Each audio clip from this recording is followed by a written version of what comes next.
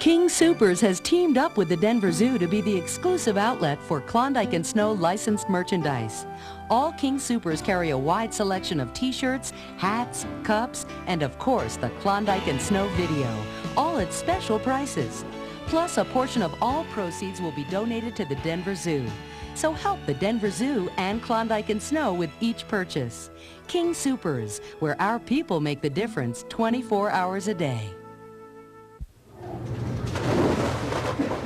Klondike Snow. In recent months, they've taken center stage at the Denver Zoo. But there are lots of other animals to view here at the zoo. Animals from all over the world, right here in our own backyard. The Denver Zoo is home to more than 3,500 animals, representing more than 600 different species. At the zoo, you can view animals in their natural surroundings. In the Tropical Discovery exhibit, you can go around the world and under the sea. Year-round, at the Denver Zoo, you can view new babies. So visit the Denver Zoo, where every day wildlife teaches about their world and our own. Be world wise. It's serious fun.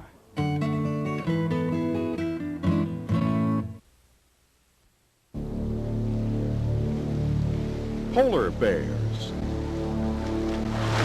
They grow to more than 1,000 pounds of aggressive power.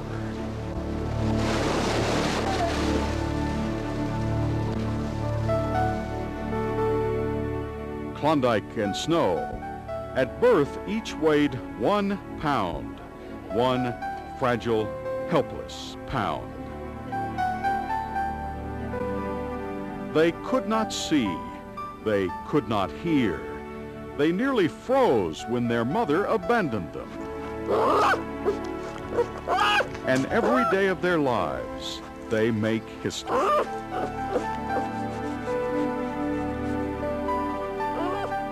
History in the making, right here at the Denver Zoo. It's been more than 10 years since a polar bear cub was hand-raised in any U.S. zoo and survived. That's what makes Klondike Snow miracle babies. Watch now as we take you where no one else has gone, behind the scenes at the Denver Zoo Nursery with the dedicated people saving Klondike Snow.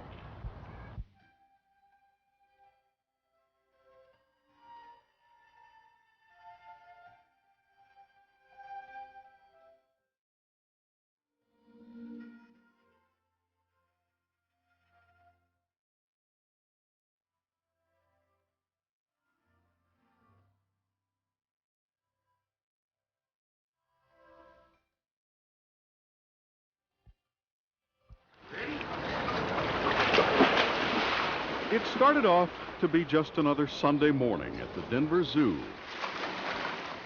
Gary Aguirre tells the story of coming to work as usual at the polar bear exhibit. He glanced at the TV screen where he'd been watching a pregnant mother bear in her zoo-built den. Suddenly, he saw a tiny speck on the ground. Well, to tell you the truth, I first thought it was a little mouse. But instinct told him to investigate.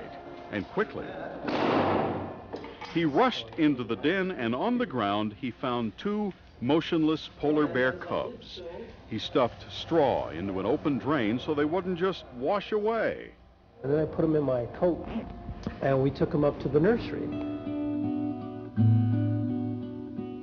The cubs arrive at the zoo nursery more dead than alive. Their temperature does not even register on a thermometer. They cannot suck, so the zoo staff feeds them through tubes. The male, Klondike, has a 3-inch wound on his head from an injury at birth. I had nothing to judge against, but they looked like 2 babies that were in big trouble. I just assumed it would be a loss, and by the end of the day, they'd be gone.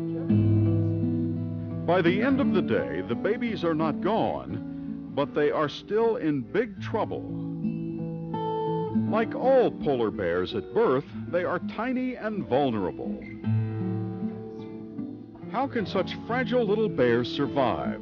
In the wild and even in captivity, a polar bear mother keeps her cubs close to her in a den, nursing them for several months while they grow bigger and stronger.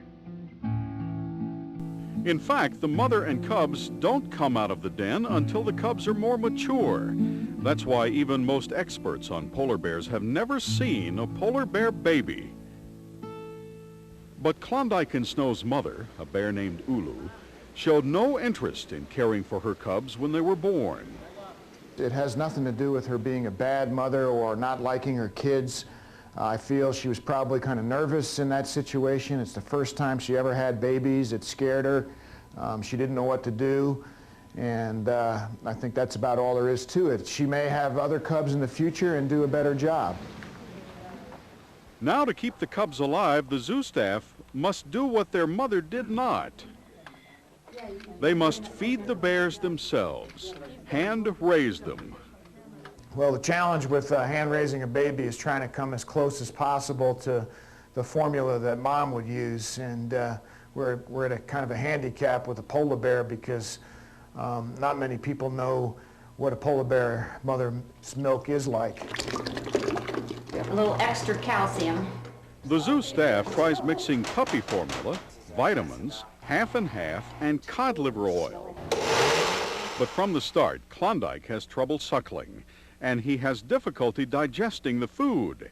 His bloated belly tells the story. He is struggling to survive.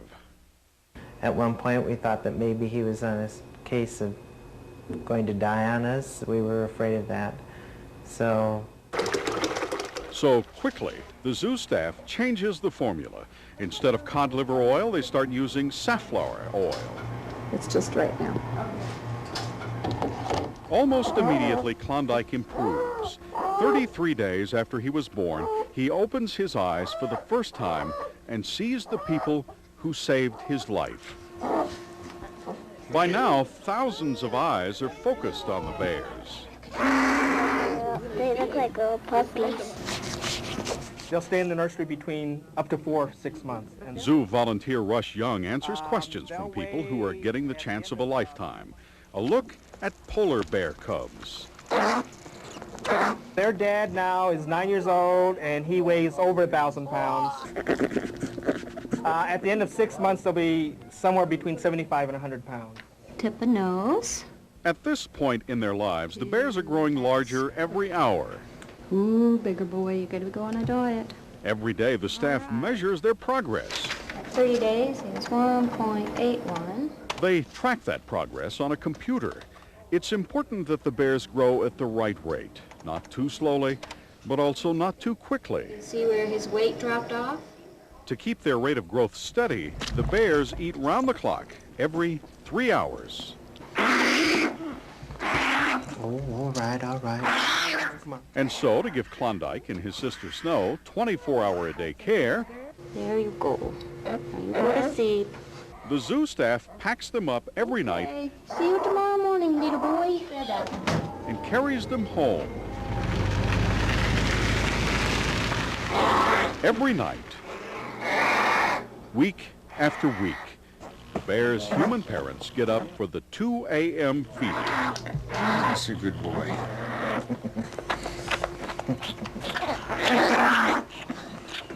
With each day, Klondike gets bigger and stronger. But then, unexpectedly, Snow starts to go downhill. Now it's Snow who can't seem to digest the food. Medical technologist Joan Poston runs tests on Snow's blood in the zoo hospital's laboratory. She's trying to solve the mystery. What's going wrong? Veterinary assistant Cindy Bickle can't stop worrying. You go home, you think about them constantly, wondering if they're going to be alive the next morning. School children hear that Snow is sick. Their get well cards fill the nursery. But Snow does not improve.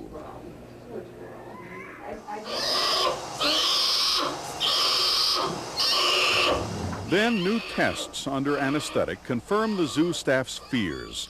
Snow is not absorbing enough calcium from her diet. She has a disease humans get, rickets, and it's causing dozens of tiny broken bones. And that creates a terrible possibility. Even if she lives, will Snow be deformed, crippled for the rest of her life?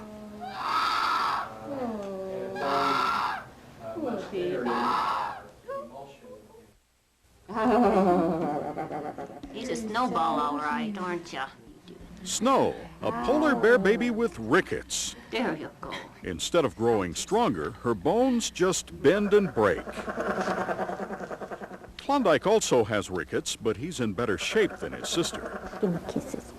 If Snow does not absorb more calcium from her diet, she might never walk. And she will not be able to survive around other adult polar bears. You're silly. When she started to slip away on us, we took a second set of radiographs and realized that their bone development was not normal. They weren't laying down mineral as they should be. The zoo staff had changed the bear's food once before to save Klondike's life. And now they change it again. Yeah. Within 48 hours, both Snow and Klondike start to improve. And how did the staff change the formula? They went back to the oil they started with, cod liver oil. Here you go. With two quickly developing bears having growth spurts at different times, it had been a constant challenge to find just the right formula at the right time for the right bear. Now, the cod liver oil is no longer causing Klondike digestive problems, and the vitamin D in the oil is enabling both bears to absorb enough calcium from their diet. Heart rate steady at 120. Ready? New tests show Snow's broken bones are healing, and there are no new fractures. But veterinarian Dr. David Kenny knows it's too soon to celebrate. We'll be pretty worried until we actually see them get up and walk. Oh, look at him go. 2 weeks later, Klondike takes his first steps with a lot of help from his friends. But there's not much you can do to help a polar bear when he's teething. Oh, goodness. Are you teething? Just like babies, polar bears get fussy when they cut their teeth. These two little incisors. They don't look like much now, but someday the bear's teeth will be long and sharp. See, upper canines. He's teething. So now it's time for a visit from polar bear dentist, Dr. Peter Emily. From our standpoint, we're looking to see if everything is coming into the right spot, and which it is. This is the daddy's head. You can While see. Klondike is under anesthetic, Dr. Emily compares his body to the skull of a full-grown polar bear. His head will be longer than his body is here right now. This is what this in here will eventually look like. I've never seen a baby this way. I mean, the mothers wouldn't let you come in and do this, but this is a great opportunity to see this. The bears have a long way to go, but they have also come a long way. They still go home with zoo staff members every night. Just like a polar bear mother, veterinary assistant Cindy Bickle creates a den in her living room. And I'm sure the mother in the den does not sleep much. And I am not either. It's just the same. See, she's so different than Klondike. When Snow continues to lag in her physical development, the zoo brings in Mary Lester, a physical therapist. Last week she had no muscles here, so we work with her, firing her muscles, getting them to fire. Come on. Quick stretches, tapping, and we try to get her head up, and then we try to resist real gently, which makes her creep a little bit faster. Good girl, good girl. The question really is, will she be able to survive, even in a zoo environment, with other animals who are stronger? This is Klondike. This is the little male. By now, the bears have become celebrities. Record numbers of people are coming to the Denver Zoo and waiting their turn to see them. Everyone needs to keep moving, please. And the bears are starting to show curiosity about all their visitors. Klondike and Snow are also behaving more like adult bears, much to the delight of their fans.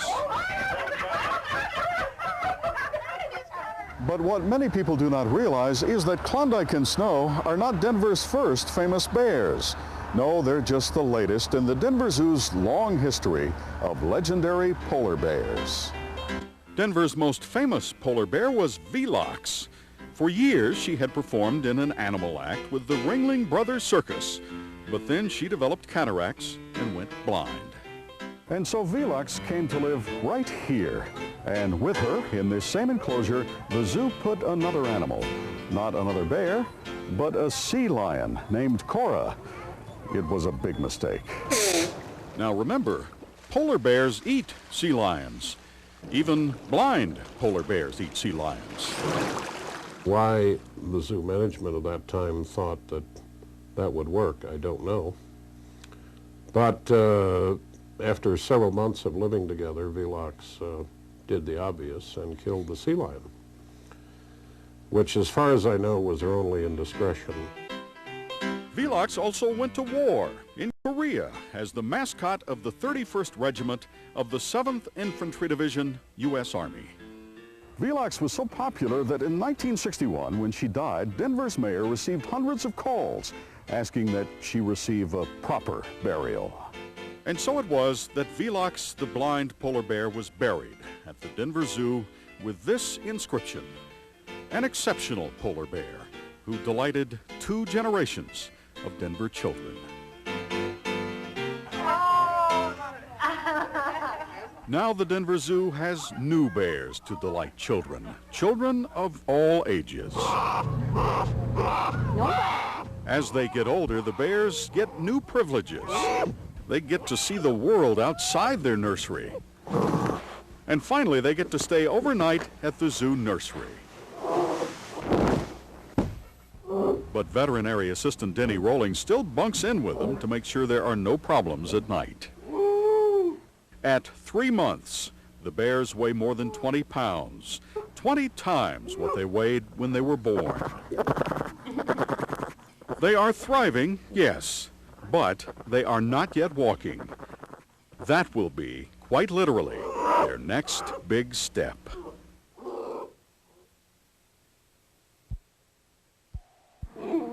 By the time they turn 3 months old, Klondike and Snow still look a little like stuffed animals. But very quickly, Klondike and Snow are growing into adult polar bears.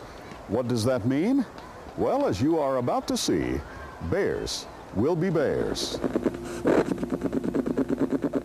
When they were born, Klondike and Snow had no idea what was going on around them. Now they have discovered their world. And they are curious about everything, including us. You're going to get weighed. When they were young, keeping track of the cub's weight meant a simple trip to the scale. Little frantic boy. Look at what a big boy you are. Now the bears weigh more than 30 pounds, and weighing them can be a hazardous venture. When they were smaller, the bears depended on their human parents for everything. Now they have become more independent because now they are walking. Klondike was the first to walk, and he is still the stronger bear. Snow was slow to walk. She scooted along, trying to keep up with her brother. The big question was, would she be able to walk? And this Monday she showed some signs that she's going to be able to do that. It'll still be another week or 2, I think, before we see her walking like him, if she's going to do it. Just a few days later, we watched Snow finally get those back legs up under her and take a few good steps. That's good. Within a couple weeks, Snow had no trouble at all keeping up with Klondike. He says this is fun. I like it. Oh, that roar. When they were little, a bear bath meant a trip to the sink. Now the bears are learning what water is really for. Hey. You're a good boy. Yeah. He's a good boy. That's a good girl.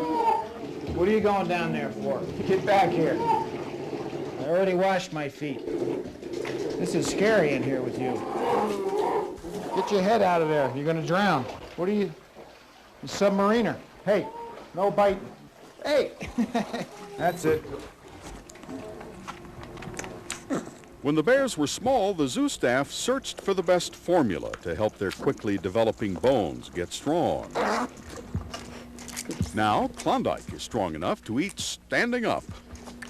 But watch what happens when Klondike finishes eating first and wants Snow's food.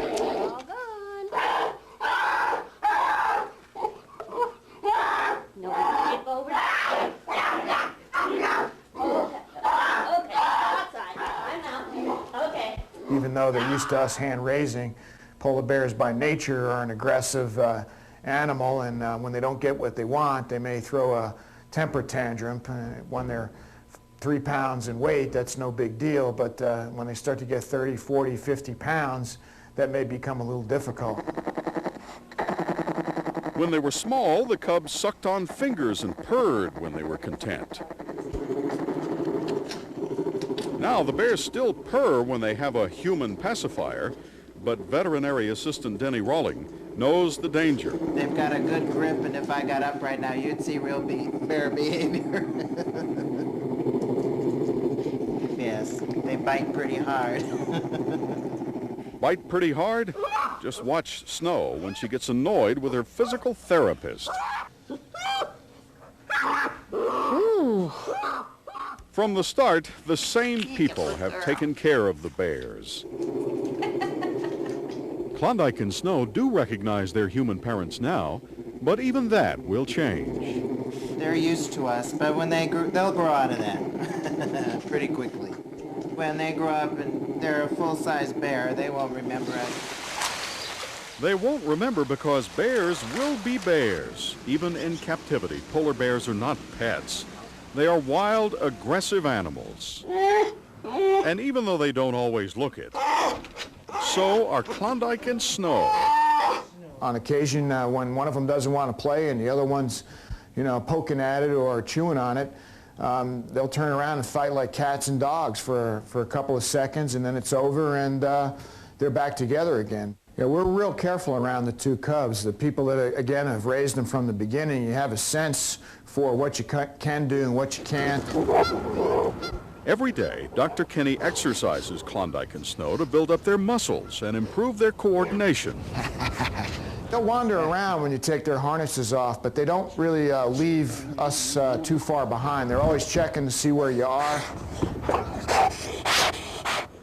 During these exercise sessions, the bears' personalities emerge clearly. You'll notice that she always follows him. If he goes to investigate something, she's right behind him. She does not like to be left behind by her brother. He's much more curious, and she's not really that curious, but she wants to make sure that he doesn't disappear someplace that she can't get to. I think they make this sound when they're happy, when they've made contact with something they think is their parent. But watch what happens when Dr. Kenny takes his hand away. And how does Dr. Kenny call the bears to come? That's right, he just whistles and they come, just as if they were following their mother to the den. In so many ways, the bears have come to see the zoo staff as their parents. But now that they are nearly 4 months old, the time has come to wean the bears away from their human friends. So now Klondike and Snow spend more time alone, less time playing with the zoo staff. Polar bear cubs don't usually leave their mothers until they're 2 years old. But we just can't wait that long. They'd be too large, too dangerous.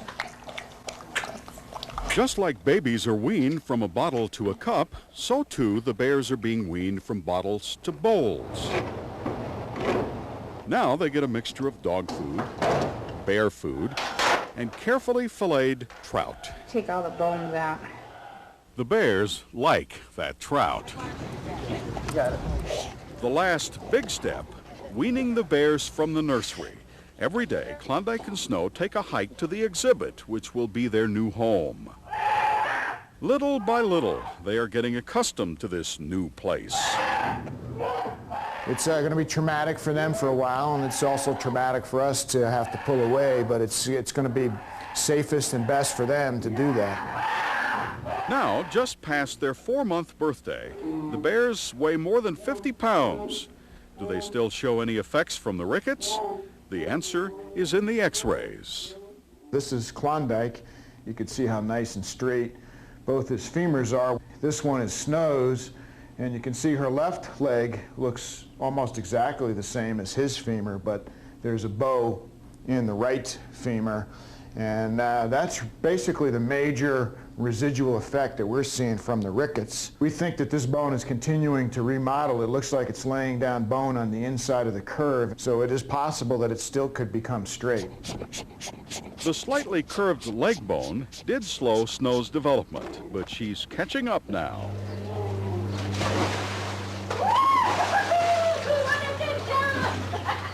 Finally, the last skill the bears will learn from the zoo staff.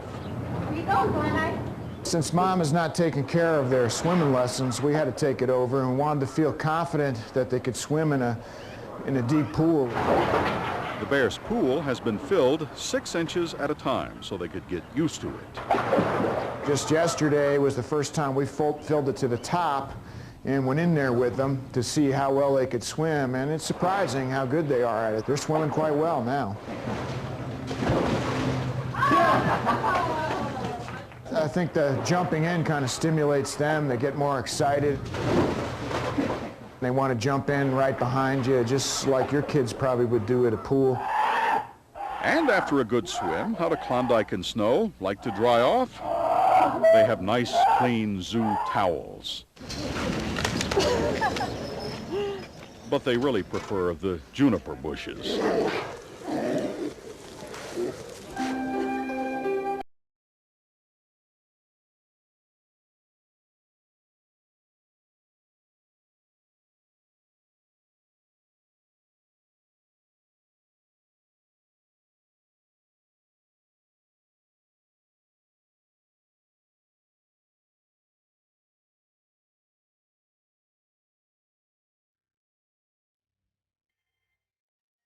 But from their very first days on this earth, Klondike and Snow fought to survive.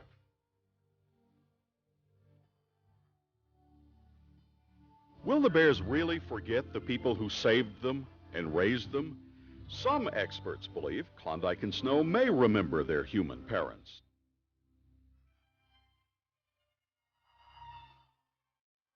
The answer will come, as have so many answers about these bear cubs, only with time. Because every day they live, they continue to make history.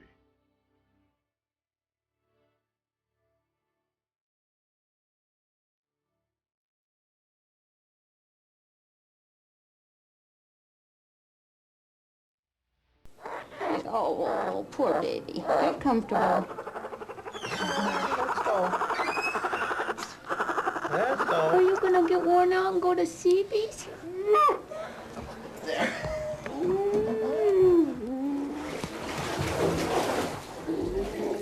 Get back, you bears. So cute. Get it.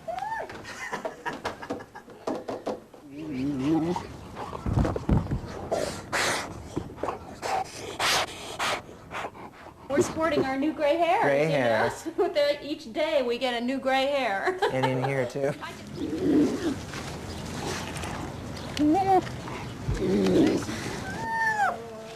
Oh, you're reading. Oh. He's reading. Oh, she's... There's a bear. I don't like that. There's a polar bear. The temperature is elevated and that's making sense. So they aren't spoiled. I think that's it. Where? Right there. Near the back. See it? No. Look, over there. Where? Right over there. I don't see anything. It's right there.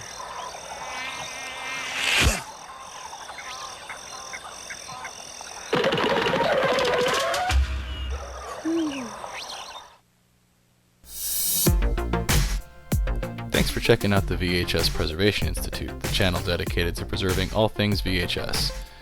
If you've got some more time, why don't you check out one of my other channels here, and if you like what you saw, don't forget to hit those like and subscribe buttons. And as always, thanks for watching.